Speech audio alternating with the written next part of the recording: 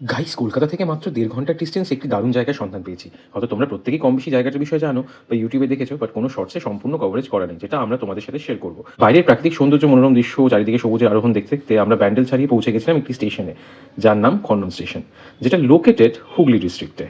স্টেশনে নেমে একটু ক্যাট নামালে হয়, তাই নিজেরা নিজেদেরকে ইয়ে জাওয়ানি হে দিওয়ানি রণবীর কাপুর ও দীপিকা পাদুকোণ ভাবতে ভাবতে সেলিব্রিটি ফিল করতে করতে স্টেশন থেকে নেমে উঠলাম বিএমডাব্লিউতে। ও, সরি, বিএমডাব্লিউ না, টোটোতে।